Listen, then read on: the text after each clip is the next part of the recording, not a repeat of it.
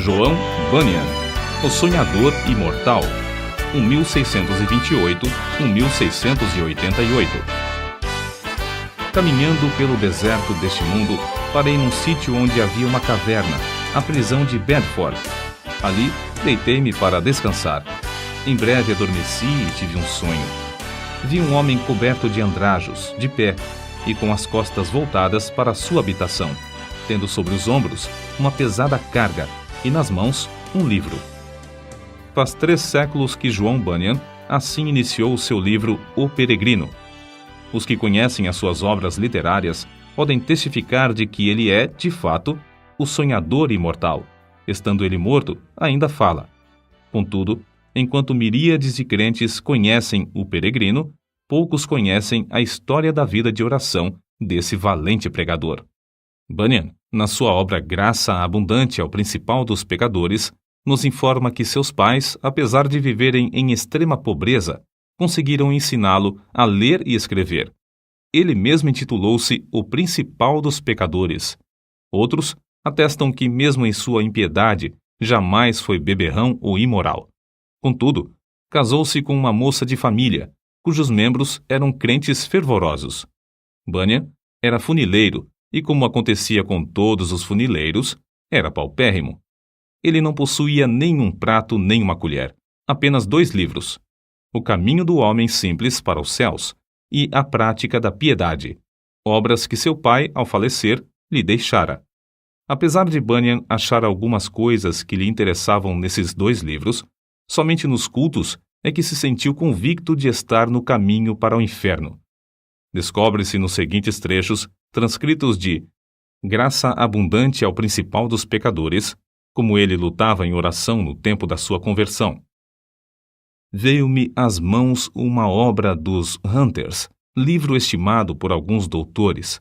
Não sabendo julgar os méritos dessas doutrinas, dediquei-me a orar desta maneira: Ó Senhor, não sei julgar entre o erro e a verdade.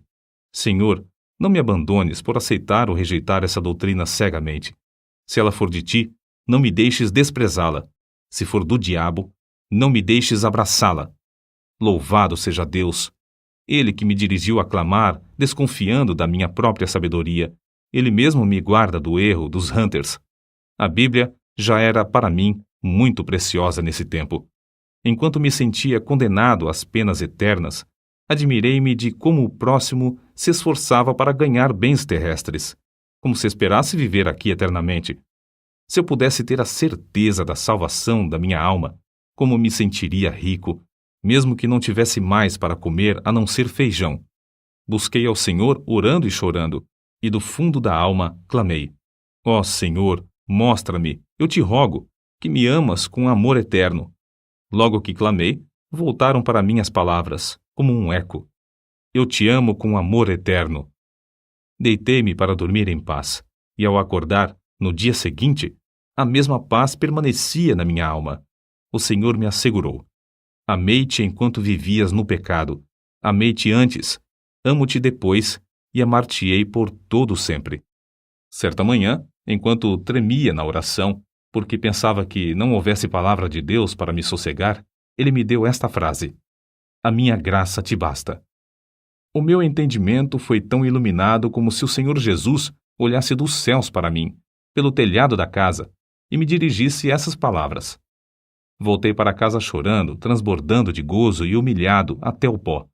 Contudo, certo dia, enquanto andava no campo, a consciência inquieta, de repente essas palavras entraram na minha alma: Tua justiça está nos céus. E parecia que, com os olhos da alma, via Jesus Cristo à destra de Deus, permanecendo ali como minha justiça. Vi, além disso, que não é o meu bom coração que torna a minha justiça melhor, nem que a prejudica, porque a minha justiça é o próprio Cristo, o mesmo ontem, hoje e para sempre. As cadeias, então, caíram-me das pernas. Fiquei livre das angústias. As tentações perderam a força. O horror da severidade de Deus não mais me perturbava, e voltei para casa regozijando-me na graça e no amor de Deus. Não achei na Bíblia a frase: Tua justiça está nos céus, mas achei: o qual para nós foi feito por Deus sabedoria e justiça, e santificação e redenção. 1 Coríntios, capítulo 1, versículo 30. E vi que a outra frase era verdade. Enquanto eu assim meditava, o seguinte trecho das Escrituras penetrou no meu espírito com poder. Não pelas obras de justiça que houvéssemos feito, mas segundo a sua misericórdia nos salvou. Assim, fui levantado para as alturas, e me achei nos braços da graça e misericórdia. Antes temia a morte, mas depois clamei: quero morrer. A morte tornou-se para mim uma coisa desejável. Não se vive verdadeiramente antes de passar para outra vida. Oh, pensava eu, esta vida é apenas um sonho em comparação à outra. Foi nessa ocasião que as palavras herdeiros de Deus se tornaram tão cheias de sentido que eu não tenho como explicá-las aqui nesse mundo. Herdeiros de Deus. O próprio Deus é a porção dos santos. Isso vi e disso me admirei, contudo, não posso contar o que vi. Cristo era um Cristo precioso na minha alma. Era o meu gozo, a paz e o triunfo por Cristo eram tão grandes que tive dificuldade em conter-me e ficar deitado. Bunyan, ainda que lutando para sair da escravidão do vício do pecado, não fechava a alma aos perdidos, que ignoravam os horrores do inferno. Acerca disto, ele escreveu: percebi pelas Escrituras que o Espírito Santo não quer que os homens enterrem os seus talentos e dons, mas antes que despertem esses dons.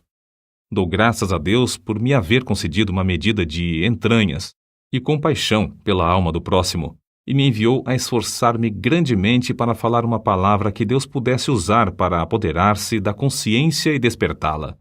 Nisso, o bom Senhor respondeu ao apelo de seu servo, e o povo começou a mostrar-se comovido e angustiado de espírito ao perceber o horror do seu pecado e a necessidade de aceitar a Jesus Cristo. De coração, clamei a Deus com grande insistência que ele tornasse a palavra eficaz para a salvação da alma. De fato, disse repetidamente ao Senhor que, se o meu enforcamento perante os olhos dos ouvintes servisse para despertá-los e confirmá-los na verdade, eu aceitaria alegremente. O maior anelo em cumprir meu ministério era o de entrar nos lugares mais escuros do país. Na pregação, realmente sentia dores de parto para que nascessem filhos para Deus. Sem fruto, não ligava importância a qualquer louvor aos meus esforços. Com fruto, não me importava com qualquer oposição. Os obstáculos que Bunyan tinha de encarar eram muitos e variados. Satanás, vendo-se grandemente prejudicado pela obra desse servo de Deus, começou a levantar barreiras de todas as formas. Bunyan resistia fielmente a todas as tentações de vangloriar-se sobre o fruto de seu ministério e cair na condenação do diabo. Quando, certa vez, um dos ouvintes lhe disse que pregara um bom sermão, ele respondeu: não precisa dizer-me isso. O diabo já cochichou a mesma coisa no meu ouvido antes de sair da tribuna. Então, o inimigo das almas suscitou calúnias e boatos em todo o país, a fim de induzi-lo a abandonar seu ministério. Chamavam-no de feiticeiro, jesuíta, cangaceiro, e afirmavam que vivia amancebado, que tinha 2 esposas e que os seus filhos eram ilegítimos. Quando o maligno falhou em todos esses planos de desviar Bunyan do seu ministério glorioso, seus opositores denunciaram-no por não observar os regulamentos dos cultos da igreja oficial. As autoridades civis o sentenciaram à prisão perpétua, recusando terminantemente a revogação da sentença, apesar de todos os esforços de seus amigos e dos rogos de sua esposa. Tinha de ficar preso até se comprometer a não mais pregar. Acerca de sua prisão, ele diz: nunca tinha sentido a presença de Deus ao meu lado em todas as ocasiões como depois de ser encerrado, fortalecendo-me tão ternamente com esta ou aquela escritura, até me fazer desejar, se fosse lícito, maiores provações para receber maiores consolações. Antes de ser preso, eu previ o que aconteceria, e 2 coisas ardiam no coração acerca de como poderia encarar a morte, se chegasse a tal ponto. Fui dirigido a orar pedindo a Deus que me fortalecesse com toda a força, segundo o poder da sua glória, em toda a fortaleza e longanimidade, dando com alegria graças ao Pai. Quase nunca orei durante o ano que precedeu minha prisão, sem que essa escritura me entrasse na mente, e eu compreendesse que, para sofrer com toda a paciência, devia ter toda a fortaleza, especialmente para sofrer com alegria. A segunda consideração foi na passagem que diz: Mas nós temos tido dentro de nós mesmos a sentença de morte para que não confiássemos em nós mesmos, porém em Deus que ressuscita os mortos. Cheguei a ver por essa escritura que, se eu chegasse ao ponto de sofrer como devia, primeiramente tinha de sentenciar à morte todas as coisas que pertencem à nossa vida, considerando-me a mim mesmo, minha esposa, meus filhos, a saúde, os prazeres, tudo, enfim, como mortos para comigo e eu morto para com eles. Resolvi, como Paulo disse, não olhar para as coisas que se veem, mas sim para as que se não veem, porque as coisas que se veem são temporais, mas as coisas que se não veem são eternas. E compreendi que, se eu fosse prevenido apenas de ser preso, poderia, de improviso, ser chamado também para ser açoitado ou amarrado ao pelourinho. Ainda que esperasse apenas esses castigos, não suportaria o castigo de desterro. Mas a melhor maneira para passar os sofrimentos seria confiar em Deus, quanto ao mundo vindouro. Quanto a este mundo, devia considerar o sepulcro como minha morada, estender o meu leito nas trevas e dizer à corrupção: Tu és meu pai, e aos vermes: Vós sois minha mãe e minha irmã. Jó, capítulo 17, versículos 13 e 14. Contudo, apesar desse auxílio, senti-me um homem cercado de fraquezas. A separação da minha esposa e de nossos filhos aqui na prisão torna-se, às vezes, como se fosse a separação da carne dos ossos. E isto não somente porque me lembro das tribulações e misérias que meus queridos têm de sofrer, especialmente a filhinha cega. Minha pobre filha, quão triste é a tua porção neste mundo. Serás maltratada, pedirás esmolas, passarás fome, frio, nudez e outras calamidades. Oh, os sofrimentos da minha ceguinha quebrar-me-iam o coração aos pedaços. Eu meditava muito também sobre o horror ao inferno dos que temiam a cruz, a ponto de se recusarem a glorificar a Cristo, suas palavras e leis perante os filhos dos homens. Além do mais, pensava sobre a glória que ele preparara para os que, em amor, fé e paciência, testificavam dele. A lembrança dessas coisas servia para diminuir a mágoa que sentia ao lembrar-me de que eu e meus queridos sofríamos pelo testemunho de Cristo. Nem todos os horrores da prisão abalaram o espírito de João Bunyan. Quando lhes ofereciam a sua liberdade sob a condição de ele não pregar mais, respondia: Se eu sair hoje da prisão, pregarei amanhã, com o auxílio de Deus. Mas se alguém pensar que, afinal de contas, João Bunyan era apenas um fanático, deve ler e meditar sobre as obras que nos deixou. Graça abundante ao principal dos pecadores, chamado ao ministério, o peregrino, a peregrina, a conduta do crente, a glória do templo, o pecador de Jerusalém é salvo, as guerras da famosa cidade de alma humana, a vida e a morte de homem mau, o sermão do monte, a figueira infrutífera, discursos sobre oração, o viajante celestial, gemidos de uma alma no inferno, a justificação é imputada, entre outros. Passou mais de 12 anos encarcerado. É fácil dizer que foram 12 longos anos, mas é difícil conceber o que isso significa. Passou mais da quinta parte da sua vida na prisão, na idade de maior energia.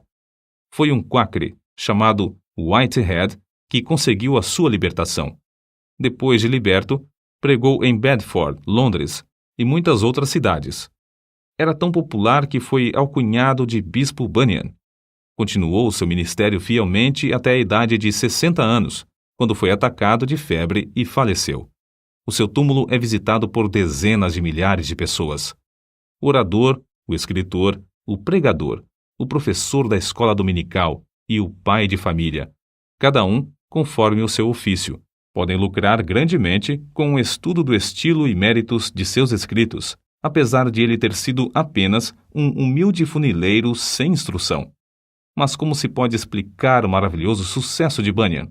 Como pode um iletrado, pregar como ele pregava e escrever num estilo capaz de interessar à criança e ao adulto, ao pobre e ao rico, ao douto e ao indouto. A única explicação do seu êxito é que ele era um homem em constante comunhão com Deus. Apesar de seu corpo estar preso no cárcere, a sua alma estava liberta, porque foi ali, numa cela, que John Bunyan teve as visões descritas nos seus livros. Visões muito mais reais do que os seus perseguidores e as paredes que o cercavam. Depois de desaparecerem os perseguidores da terra e as paredes virarem pó, o que Bunyan escreveu continua a iluminar e alegrar todas as terras e gerações. O que vamos citar mostra como Bunyan lutava com Deus em oração. Há na oração o ato de desvelar a própria pessoa, de abrir o coração perante Deus, de derramar afetuosamente a alma em pedidos, suspiros e gemidos. Senhor, disse Davi, diante de ti está todo o meu desejo, e o meu gemido não te é oculto.